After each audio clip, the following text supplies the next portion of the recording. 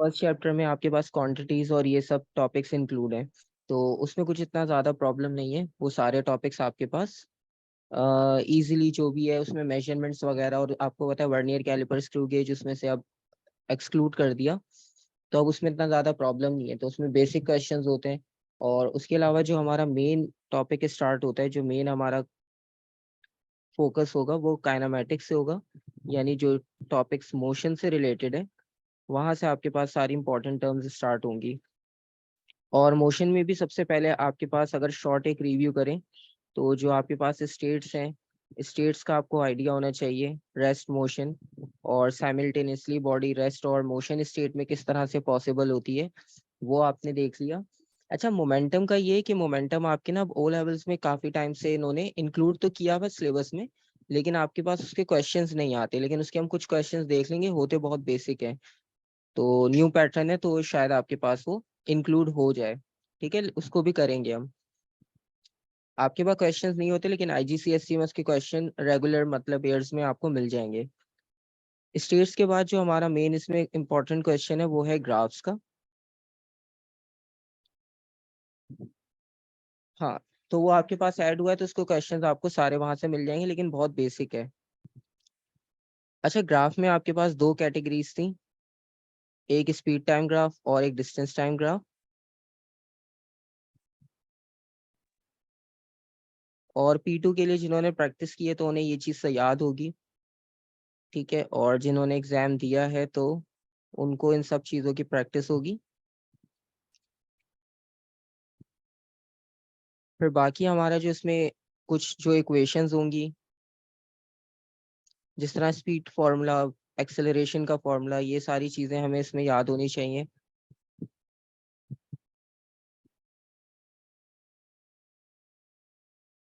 अच्छा, इसमें क्वेश्चन आपके पास सॉल्व करने का, अभी क्वेश्चंस ही करेंगे हम, ज़्यादा टाइम उसी को हम देंगे ताकि उसमें जो भी कंफ्यूजन है वो क्लियर हो जाए, क्योंकि थ्योरी नोट्स वगैरह सब आपने काफ़ी कुछ पढ़ा ही होगा, तो सबको काफ़ी कुछ आइडिया होगा। तो जो कंफ्यूजन होगी वो हम उसको क्वेश्चन के साथ डिस्कस करते रहेंगे, अगर किसी टॉपिक में कंफ्यूजन आता है तो।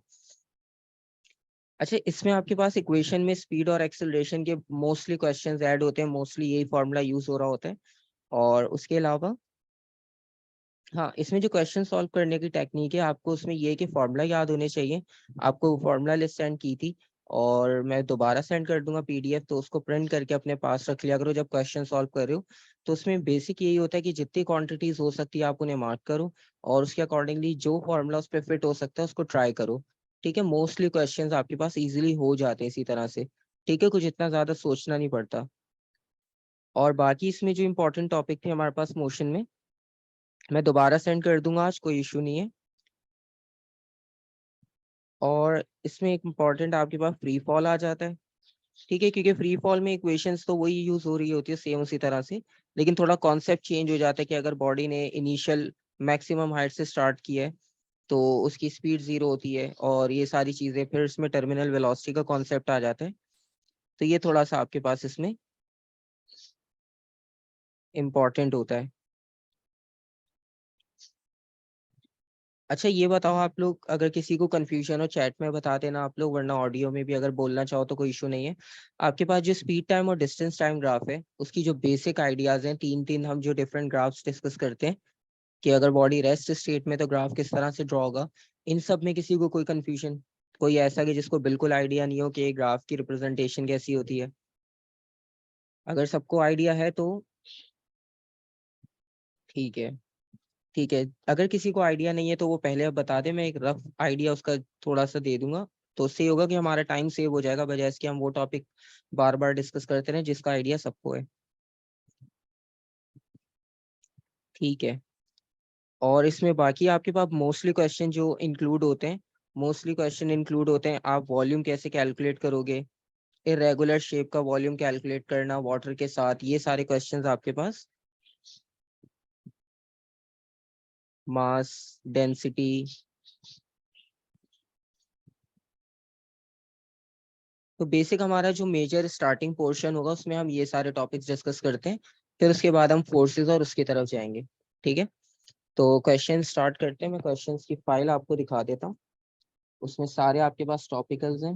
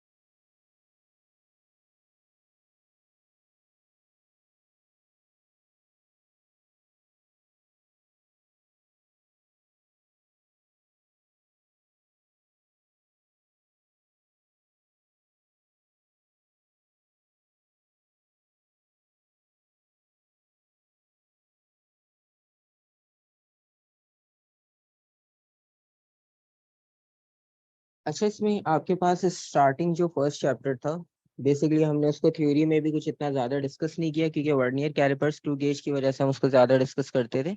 लेकिन अब क्योंकि वो सारे टॉपिक्स भी एक्सक्लूड हो गए, तो इतना ज़्यादा हम फोकस नहीं करते। नॉर्मली उसमें जो है वो स्केलर क्वांटिटीज, वेक्टर क्वांटिटीज, इस तरह के कॉन्सेप्ट्स होते हैं। ठीक है, तो हम इसको टाइम टू टाइम देखते रहेंगे, और ये वाले क्वेश्चंस जो है वो आपको फोर्सेस में भी मिल जाएंगे, तो हम इसको फोर्सेस के साथ भी डिस्कस कर लेंगे। अच्छा, जैसे कुछ क्वेश्चंस हैं, जैसे इसमें आपने वेक्टर क्वांटिटी को आइडेंटिफाई करना है, तो किस सेट में आपके पास सारी वेक्टर क्वांटिटीज हैं?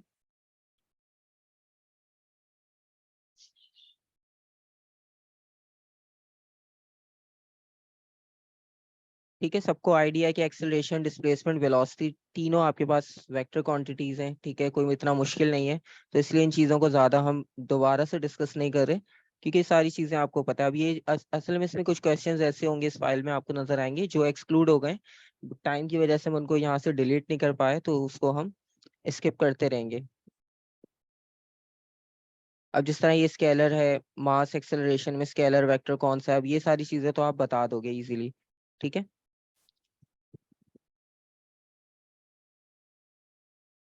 अच्छा 7 वाला देखो।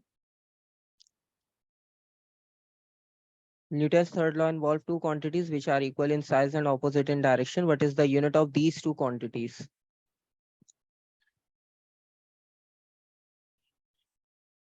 अच्छा, कॉन्सेप्ट बहुत सिंपल है, पहले डेफिनेशन देखो, उससे आपको आइडिया हो जाएगा। सी न्यूटन सी।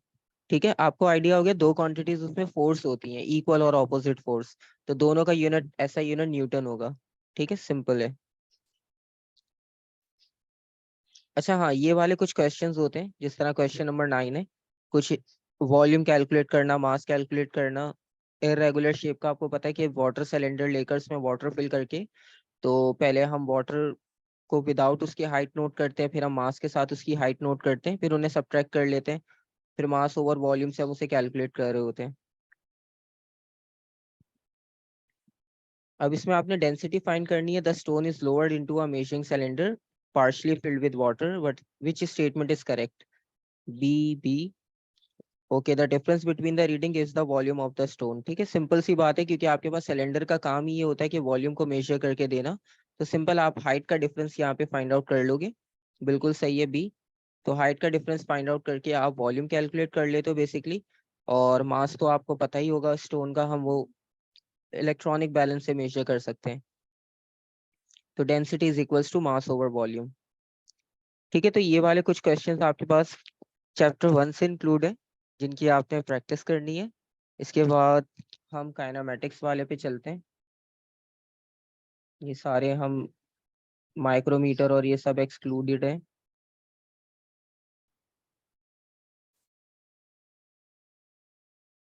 ठीक है, मेन आज काइनेमेटिक्स और डेंसिटी और ये सारे टॉपिक्स कवर करेंगे।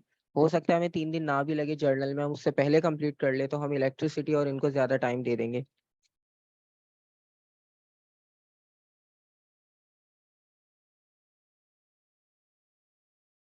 रिकॉर्डिंग भी मिल जाएगी। अच्छा, माइक्रोमीटर और वो सब ना अब नहीं आपके पास, उसकी रीडिंग्स वगैरह नोट करने को नहीं आएगी। आपके P2 जिन्होंने P2 दिया उन्हें भी पता होगा, कोई क्वेश्चन उससे रिलेटेड नहीं था।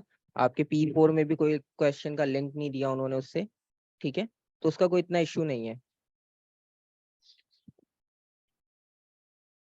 अच्छा, इसमें क्वेश्चन 1 है। क्वेश्चन 1 में आपने ये बताना है about the acceleration of the car between 10 and 20 second is correct.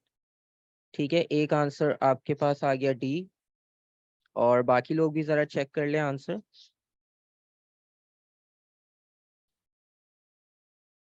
अच्छा, इस तरह के क्वेश्चन में सबसे पहले ना मिस्टेक यहाँ होती है कि हम ग्राफ नहीं चेक करते। ठीक है, हम ये नहीं चेक करते कि स्पीड टाइम ग्राफ है या डिस्टेंस टाइम ग्राफ। अब यहाँ पे स्पीड टाइम ग्राफ है। स्पीड टाइम ग्राफ का मतलब है कि अगर आप 10 से 20 के बीच में आप चेक करना चाह रहे हो, तो यहाँ पर स्पीड क्या होगी, कांस्टेंट या वेरिएबल?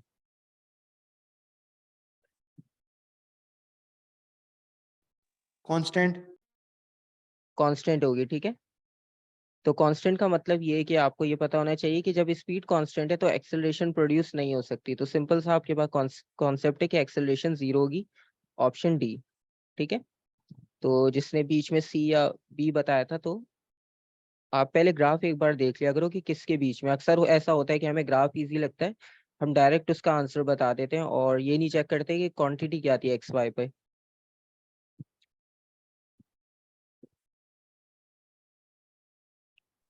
सर ये स्पीड टाइम है ना? ग्राफ जो था वो स्पीड टाइम था। अगर स्पीड और डिस्टेंस का हो तो फिर क्या करेंगे? डिस्टेंस टाइम ग्राफ हो अगर।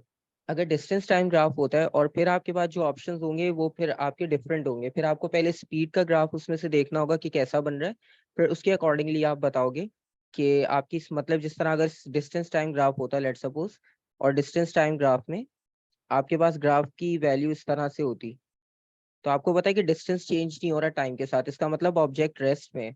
ऑब्जेक्ट रेस्ट में इसका मतलब है उसकी स्पीड चेंज नहीं हो रही, जब स्पीड चेंज नहीं हो रही तो एक्सेलरेशन भी चेंज नहीं होगी। तो फिर आप इस तरह से पहले स्पीड को फाइंड करोगे फिर उसको एक्सेलरेशन से रिलेट करोगे। आएंगे इसमें क्वेश्चंस मल्टीपल है, अभी तो स्टार्टिंग देखेंगे। पे। अच्छा, क्वेश्चन नंबर 2 देख लो। यहाँ पर आपके पास जो है वो न्यूमेरिकल वैल्यूज में। अच्छा, कुछ क्वेश्चंस ऐसे होते हैं जो जर्नल कॉन्सेप्ट से भी सॉल्व हो जाते हैं, आपको जरूरत नहीं पड़ती कि आप कुछ इतना साइंटिफिक या कोई इक्वेशन वाइज उसको सॉल्व करो, आपके पास जर्नल कॉन्सेप्ट से भी सॉल्व हो जाते हैं, फॉर्मूला से भी सॉल्व हो जाते हैं। पहले आप लोग आंसर बताओ फिर देखते हैं कि क्या कॉन्सेप्ट इसमें इंक्लूड है। Sir 256 D. 256 एक आंसर दिया है, 256। बाकी सब भी चेक कर लें। एक आंसर आया ए।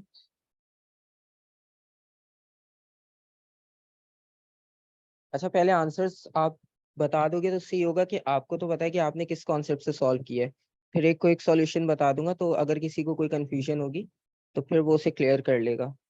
एक आंसर आया बी, तीन डिफरेंट आंसर्स आए। एक और आंसर आया ए, ए के साथ डबल ए तीन लोगों ने कहा। ठीक है, अच्छा अब देखो इसमें कॉन्सेप्ट ये था सिंपल कि एक तो कांस्टेंट स्पीड पे वॉक कर रहा है, जो इंपॉर्टेंट पॉइंट्स है उनको मार्क कर लिया करो, और ही takes 100 seconds to walk 160 paces. अच्छा, पेसेस को और सिंपल करके आप स्टेप्स कंसिडर कर लो, मतलब उसने 160 स्टेप्स कंप्लीट किए और 160 स्टेप्स कंप्लीट करने का जो टाइम था वो 100 सेकेंड्स था, और जो एक पेस की लेंथ थी। ठीक है, अच्छा ए के अब पॉइंट ज्यादा हो गए, मतलब एक स्टेप जो था आपका वो 0.80 मीटर का था। ठीक है, ये आपका लेंथ आ गई बेसिकली, यानी डिस्टेंस जो आप एक स्टेप में कवर कर रहे हो। तो अब आपने बताना है how far does the student walk in 50 second. अच्छा देखो, फॉर्मूला लगाना चाहो वो भी कर सकते हो लेकिन उसकी जरूरत नहीं है, जर्नल सा क्वेश्चन है। आपके पास देखो पहले टाइम था 100, तो पेसेस कितने थे 160, और सिंपल सी बात है कि आप कांस्टेंट स्पीड से मूव कर रहे थे, बिल्कुल सही है फॉर्मूला भी। तो इसका मतलब ये कि उन्होंने आपका टाइम हाफ कर दिया तो आप पेस भी हाफ कर लो। तो बेसिकली आपको अब 160 नहीं, आपको 80 पेसेस का आंसर फाइंड आउट करना है, और 80 पेस का मतलब ये है कि एक पेस कितना 0.8 मीटर का है, तो आप इसको मल्टीप्लाई कर लोगे तो 64 मीटर आंसर आ रहा है। ठीक है, बिल्कुल सही है, 160 मल्टीप्लाई बाय 0.8 डिवाइड बाय 2 कर लो। ठीक है, वरना जर्नल सा कॉन्सेप्ट था कि टाइम हाफ हुआ स्टेप भी हाफ हो जाएंगे, और ये हमें कैसे पता चला हाफ ही होंगे, क्योंकि यहाँ लिखा हुआ है कांस्टेंट स्पीड, तो हर चीज आपके पास हिंट क्वेश्चन में होगी। तो यहाँ पर हम इसको ए आंसर आपका फाइनल होगा। ठीक है, अच्छा ये वाले तो खैर क्वेश्चन इतने टिपिकल नहीं होंगे। क्वेश्चन नंबर 3 एक बार जल्दी से देख के इसका भी आंसर बता दो, ये फ्री फॉल से रिलेटेड है।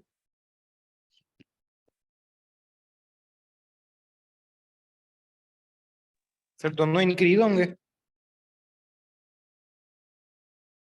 दोनों इंक्रीज हो रहे हैं, ठीक है, और बाकी लोग सी।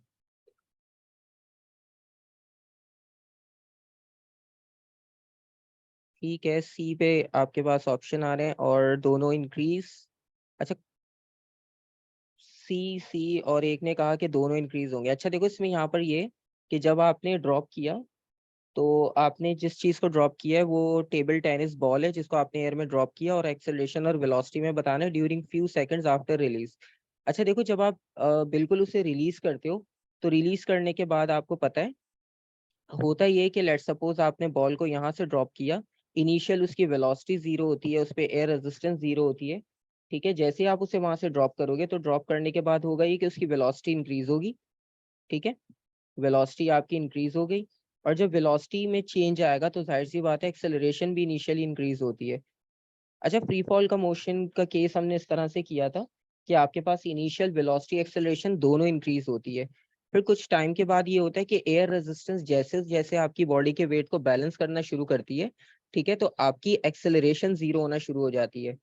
ठीक है, मतलब जीरो के क्लोज मूव करना शुरू करती है, क्योंकि स्पीड आपकी चेंज ऑफ स्पीड डिक्रीज हो जाता है। क्योंकि जब पहले जंप की होती है तो जंप करते वक्त आपकी जो स्पीड होती है वो जीरो से चेंज आता है, तो इनिशियली चेंज बहुत बड़ा होता है, और बाद में ये होता है कि बाद में आपके पास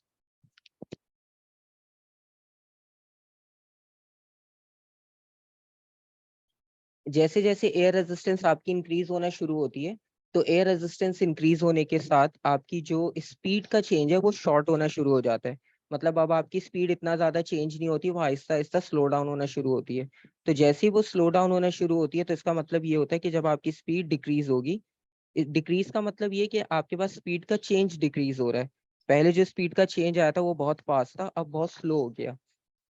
तो उस सेंस में ये होता है कि आपकी acceleration almost equal to zero होना शुरू हो जाती है। और जैसे ही एयर रेजिस्टेंस बॉडी को बैलेंस करती है तो स्पीड तो कांस्टेंट हो गई, तो स्पीड जीरो नहीं हुई, एक्सेलरेशन जीरो हो जाएगी। तो इसका मतलब ये कि इनिशियल जो फ्यू सेकंड्स होते हैं उसमें आपके पास जो स्पीड और एक्सेलरेशन है वो दोनों इंक्रीज होती है। ठीक है, वरना इसमें फ्री फॉल का जो क्वेश्चन है वो फ्री फॉल के क्वेश्चन का भी मैं लिंक दे दूंगा, उसमें कंप्लीट डिटेल है, आप एक बार चेक कर लेना। उसमें 3 फेजेस में मैंने सॉल्व किया वो से कंप्लीट डिटेल, तो वो भी आपको पता चल जाएगा कि कैसे होगा।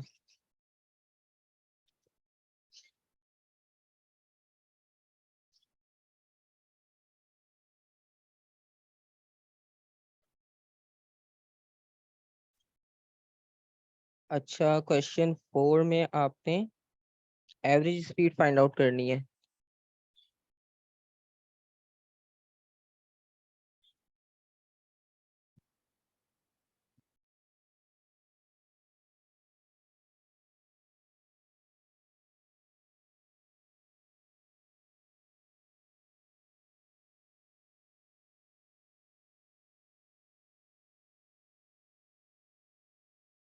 अच्छा, इसमें ये है कि आपके पास टोटल 25 सेकेंड्स का टाइम उन्होंने कहा है आपको, जो ग्राफ में कंप्लीट मेंशन भी है, और जिस तरह से उसने डिस्टेंस कवर किया है वो भी मेंशन है।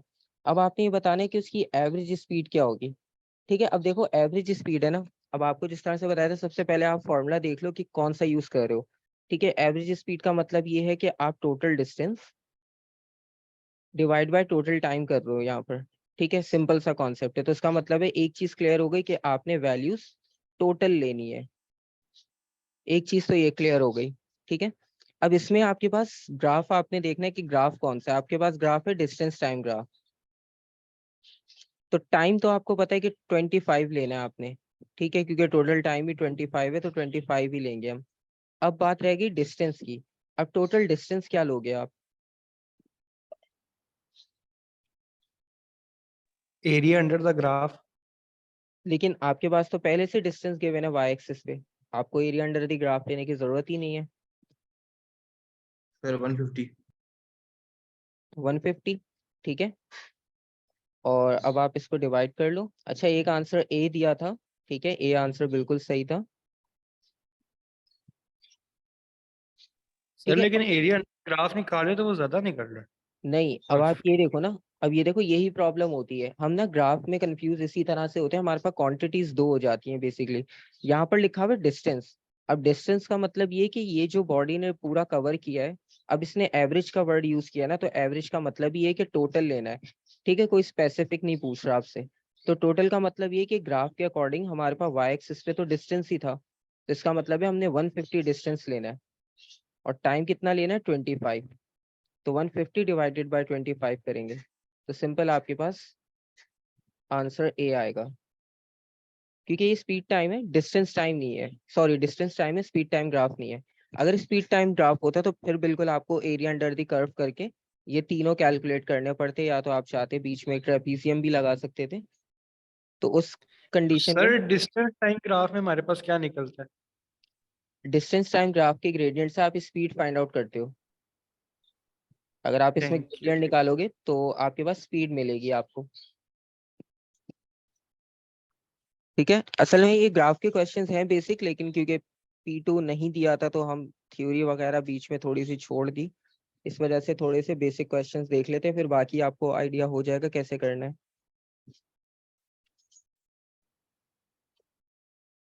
अच्छा, 5 वाला भी एक बार देख लो, क्योंकि इनिशियल हम हर तरह का वेरिएंट के क्वेश्चन एक एक देख लेते हैं, फिर बाद में जो इजी होगा उन्हें हम पहले आगे वाले डिस्कस कर लेंगे।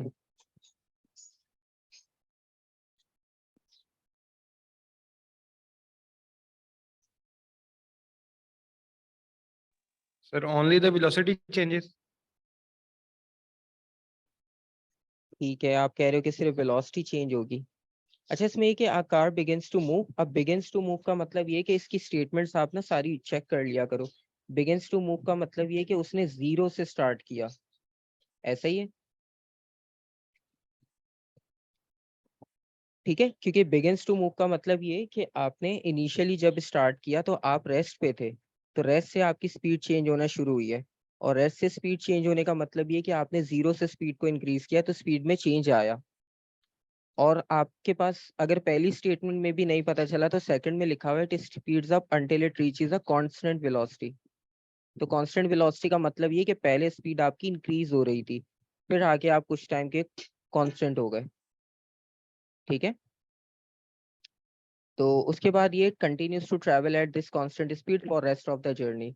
ठीक है, फिर बाद में आप कांस्टेंट स्पीड से मूव कर रहे थे। अच्छा, अब इसमें एक्सेलरेशन की बात क्या होगी कि जब आपने जीरो से स्टार्ट किया था तो आपकी स्पीड चेंज हुई, तो एक्सेलरेशन में भी चेंज आएगा। और फिर जब आप स्पीड कांस्टेंट कर ली अपनी, तो एक्सेलरेशन फिर से जीरो हो जाएगी, तो इसका मतलब है दोनों में चेंज आ रहा है। तो ऑप्शन ए बिल्कुल सही है, एक आंसर ऑप्शन ए आया। ठीक है, तो आपके पास दोनों चीजें चेंज हो रही है। स्टेटमेंट एक बार आप देखा करो, आपको खुद आइडिया हो जाएगा कि क्वेश्चन में है क्या। एक्सेलरेशन सर तो ड्यूरिंग द जर्नी में हम अपना बाकी की कांस्टेंट स्पीड वाली जर्नी नहीं देखेंगे? अब देखो, कांस्टेंट स्पीड जो जर्नी हुई ना, ठीक है, पहले आपके पास स्पीड इंक्रीज हो रही थी, स्पीड इंक्रीज होने का मतलब ये कि स्पीड में तो वेलोसिटी में तो चेंज आया। ठीक है, और जब तक आपके पास वेलोसिटी चेंज हो रही थी, तो वेलोसिटी चेंज होने में एक्सेलरेशन भी प्रोड्यूस होगी। ठीक है, और जब आप कांस्टेंट हो गई स्पीड आपकी, तो स्पीड कांस्टेंट होने का मतलब ये कि आपकी एक्सेलरेशन जीरो हो जाएगी। ठीक है, तो बेसिकली इससे आपको हिंट ये मिल रहा है कि एक्सेलरेशन में भी चेंज आ रहा है और स्पीड में भी चेंज आ रहा है। स्पीड पहले आपकी इंक्रीज हो रही थी, बाद में कांस्टेंट हो गई। तो ये आपको दो उन्होंने रेफरेंस इसलिए दिया ताकि आपको चेंज दोनों का बिल्कुल क्लियर हो जाए कि चेंज बाकी आ रहा है या नहीं आ रहा। ठीक है, तो आपके पास दोनों चीजों में चेंज आएगा यहाँ पे। इसमें और भी इस तरह के क्वेश्चन है, कुछ स्किप करेंगे, वो फिर आपको सेंड कर दूंगा, तो आप उन्हें ट्राई करना। अच्छा, अब ये आपके पास distance time speed time graph है। अब इसमें आप देखो कि आपने क्या फाइंड आउट करना है।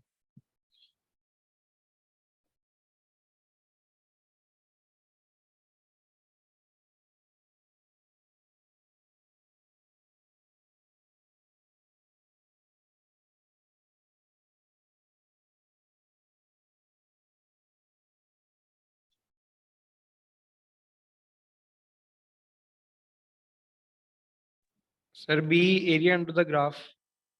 ठीक है, बी आंसर आया 175। ठीक है, अच्छा, अब area under the graph, area under the curve आपके पास, उसका रेफरेंस आप यूज करोगे। तो यहाँ पर आपके पास, ठीक है, तो आपके पास पहले यहाँ पर एक फॉर्मूला रेक्टेंगल का यूज कर लो सिंपल। और आपको पता है यहाँ पर एक्स एक्सिस पे वैल्यू 10 है, वाई पे भी 10 है, तो सिंपल 10 मल्टीप्लाई बाय 10 कर लोगे। ठीक है, और यहाँ पे आपके पास ट्रेपीजियम का फॉर्मूला यूज करोगे। और अगर इसको भी चाहते हो आप तो ब्रेक कर सकते हो, ट्राइंगल और रेक्टेंगल में, वो आपकी चॉइस होती है। मतलब अगर मैं इसको यहाँ से ब्रेक कर दूं तो ये दो शेप्स और बन जाएंगी। ठीक है, तो वो आपकी चॉइस होती है, आप ट्रेपीजियम से सॉल्व कर लो या आप उसे ट्राइंगल और रेक्टेंगल से सॉल्व कर लो। तो ट्रेपीजियम में बेसिकली आपके पास होगा ये कि 1/2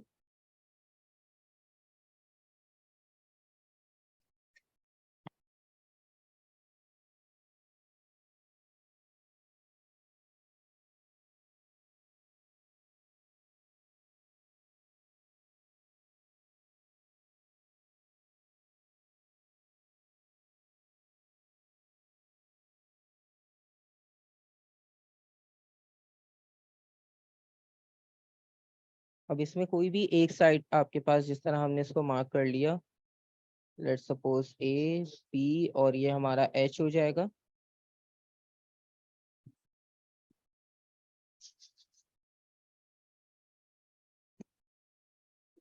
ठीक है, तो आपके पास सिंपल इससे कैलकुलेशन हो जाएगी। जिसने कैलकुलेट कर लिया है बिल्कुल सही है, और जिसने नहीं किया आंसर, वो एक बार अपनी चेक कर ले करेक्शन अगर कहीं पर है। तो बेसिकली यहाँ पर आपके पास एक हाइट 10 है, दूसरी आपकी 20 है, और टोटल हाइट का डिफरेंस जो है वो 5।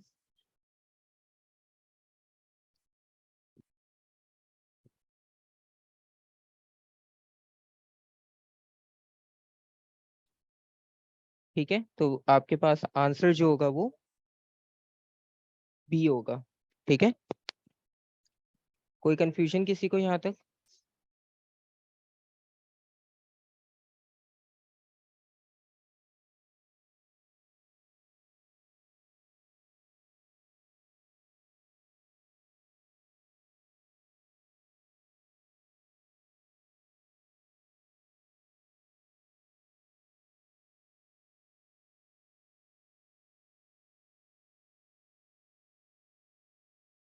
अच्छा, एक बार चेक कर लेना, 150 आ रहा है, 175 आ रहा है ये?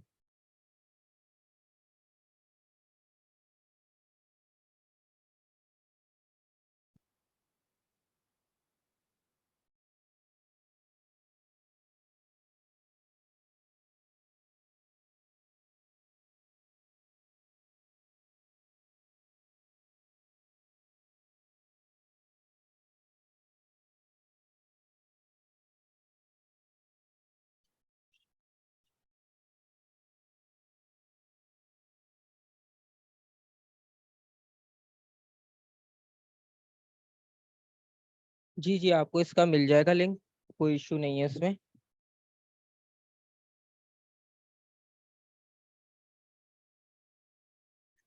अच्छा, ये वाला भी आप सॉल्व कर लोगे, 7 इजी है। ठीक है, अब बाकी कोई डिफरेंट देख लेते हैं।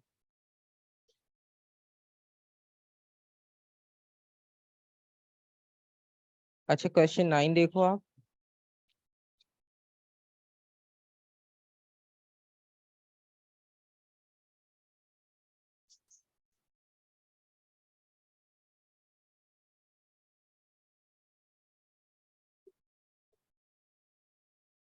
A answer.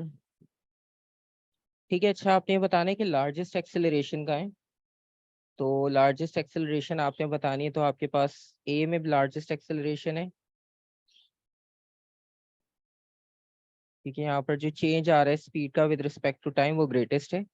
ठीक है, बिल्कुल सही, ए में लार्जेस्ट है।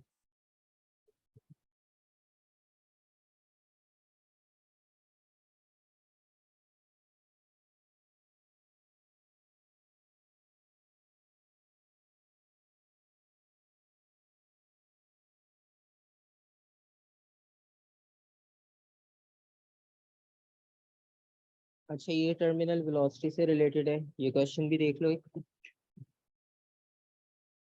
An object falls from rest through the air and air resistance on it increases. The object reaches terminal velocity. जी, ये भी मिल जाएगी आपको। और which quantity decrease until its terminal velocity is reached. ठीक है, बिल्कुल सही, ऑप्शन ए, एक्सेलरेशन। और एक ने कहा स्पीड। अच्छा, इसमें आपके पास ये है कि आपकी स्पीड तो हो गई कांस्टेंट। ठीक है, तो इसका मतलब ये कि स्पीड की वैल्यू तो थी आपके पास कोई ना कोई, लेकिन जो एक्सेलरेशन थी आपकी, एक्सेलरेशन बिल्कुल कंप्लीटली जीरो हो जाती है जब टर्मिनल वेलोसिटी तक पहुंचते हो आप। तो आपकी एक्सेलरेशन बिल्कुल जीरो हो चुकी होती है। ठीक है, तो इसमें आपके पास आंसर होगा कि क्वांटिटी कौन सी डिक्रीज हो रही है, तो वो क्वांटिटी आपकी एक्सेलरेशन है। अच्छा, बी में बेसिकली आपके पास काइनेटिक एनर्जी में ये प्रॉब्लम है कि जब आप किसी हाइट से स्टार्ट करते हो, तो उस हाइट पे आपकी पोटेंशियल एनर्जी मैक्सिमम होगी। अगर आप एनर्जी के रेफरेंस से भी देख रहे हो, तो हाइट पे आपको पता है कि पोटेंशियल एनर्जी मैक्सिमम मैक्सिमम है, क्योंकि आप अगेंस्ट द ग्रेविटी उस पोजीशन पे हो। और जैसे उसे ड्रॉप किया जाएगा तो उसकी पोटेंशियल जो है वो काइनेटिक में तब तक कन्वर्ट होगी जब तक वो ग्राउंड को आके हिट ना करे। तो काइनेटिक तो आपकी इंक्रीज हो रही है बेसिकली, ठीक है, काइनेटिक डिक्रीज नहीं हो रही। डिक्रीज जो आपके पास क्वांटिटी हो रही है वो एक्सेलरेशन की क्वांटिटी डिक्रीज हो रही है, ठीक है।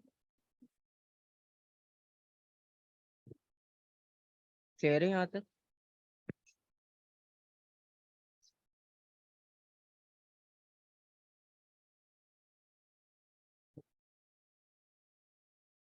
अच्छा, ये भी आपके पास फ्री फॉल से रिलेटेड है।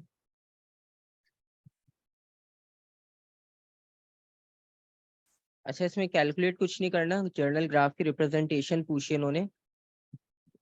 इसमें स्पीड टाइम ग्राफ गिवन है आपके पास, और उन्होंने पूछा which distance time graph represents the same graph. एक आंसर आया डी, ठीक है। अब वो जो आप पहले वाले क्वेश्चन के बाद क्वेश्चन पूछ रहे थे ना कि अगर यही डिस्टेंस टाइम ग्राफ में होता तो हम कैसे सॉल्व करते। एक आंसर आया डी। अच्छा, चेक कर लेना क्योंकि सारे ग्राफ आपके पास डिस्टेंस टाइम ग्राफ है, और ऊपर वाले ग्राफ के साथ मैच करना है कि कौन सा ग्राफ आपके पास सेम रिजल्ट देगा जो क्वेश्चन में है। अच्छा, क्वेश्चन वाले ग्राफ में अगर आप देखो तो उसमें आपके पास स्पीड और टाइम दोनों इक्वल इंक्रीज हो रहे हैं, ऐसा ही है।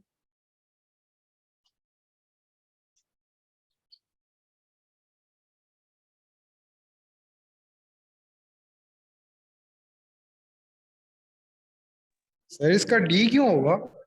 नहीं, अभी तो आंसर जिसने बताया डिस्टेंस मैंने वो तो सिर्फ मार्क किया है। अभी मैंने आंसर्स को सर डिस्कस किया। मैं सी, मेरा सी है सर। सी। एक आंसर आया ए, ठीक है। अच्छा, अब देखो इसमें 3 मल्टीपल आंसर्स हो गए, ए सी और डी। अच्छा, सबसे पहले बताओ ये जो ग्राफ गिवन है ये ग्राफ किस चीज को रिप्रेजेंट कर रहा है? मतलब आपके पास स्पीड कांस्टेंट है, वेरिएबल है, एक्सेलरेशन है, क्या है यहाँ पर? सर स्पीड डायरेक्टली प्रोपोर्शनल है। स्पीड मतलब आपके पास टाइम के साथ बिल्कुल कांस्टेंट इंक्रीज कर रही है, ऐसा ही है, यानी कांस्टेंट स्पीड है, यही बात है, या कांस्टेंट एक्सेलरेशन है? सोच के बताओ। सर स्पीड है सर, स्पीड ही कांस्टेंट है ना। अगर एक्सेलेरेशन स्पीड तो जीरो कांस्टेंट होगी। अगर स्पीड कांस्टेंट होती तो ये ग्राफ ऐसे भी बन सकता था। स्पीड कांस्टेंट हो गई, ठीक है। देखो स्पीड टाइम ग्राफ है ना, तो इसका मतलब है स्पीड तो आपको वाई पे मिल रही है, और आपकी लाइन ऊपर जाने का मतलब ये कि स्पीड में चेंज आ रहा है विद रिस्पेक्ट टू टाइम, और इक्वल चेंज आ रहा है। आप किसी भी पॉइंट से ग्रेडियंट निकाल लो, ठीक है, आपको जो है वो सेम मिलेगा। अगर हमारे पास कांस्टेंट स्पीड बनानी होती है हमें इस ग्राफ पर, तो हमें एक हॉरिजॉन्टल स्ट्रेट लाइन बनाते। इसका मतलब ये कि क्वेश्चन की जो थीम है उसका ग्राफ आपके पास कांस्टेंट एक्सेलरेशन का दिया है बेसिकली, ठीक है। तो ये चीज बहुत इंपॉर्टेंट होती है देखना। ग्राफ में होते क्वेश्चन सिंपल है लेकिन कंफ्यूजन इसी में हो जाते हैं, speed time distance time mix up हो जाती है। तो बेसिकली इसमें आपके पास एक्सेलरेशन का कॉन्सेप्ट दिया है। अब आप देखो कि कौन सा ग्राफ हो सकता है। और कांस्टेंट एक्सेलरेशन, अब ग्राफ आपके पास ऊपर की तरफ जा रहे हैं यानी स्पीड इंक्रीज हो रही है विद रिस्पेक्ट टू टाइम, ठीक है। तो इसका मतलब ये हुआ कि आपके पास सी तो नहीं हो सकता, क्योंकि सी में क्या हो रहा था, टाइम के साथ डिस्टेंस बढ़ रहा था तो स्पीड आपकी जो है वो कांस्टेंट थी, तो सी नहीं हो सकता। डी में तो आपके पास रेस्ट स्टेट शो की है इन्होंने, सर तो ए। डी भी नहीं हो सकता। अब आपके पास बी और ए में से चॉइस बची, तो आपके पास ए राइट होगा, ठीक है। अब ए आपके पास ऑप्शन राइट इसलिए होगा क्योंकि इंक्रीजिंग पे हम जा रहे हैं, ठीक है। अगर डिक्रीज हो रहा होता हमारे पास, ग्राफ नीचे की तरफ आ रहा होता तो हम बी सेलेक्ट करते, ठीक है।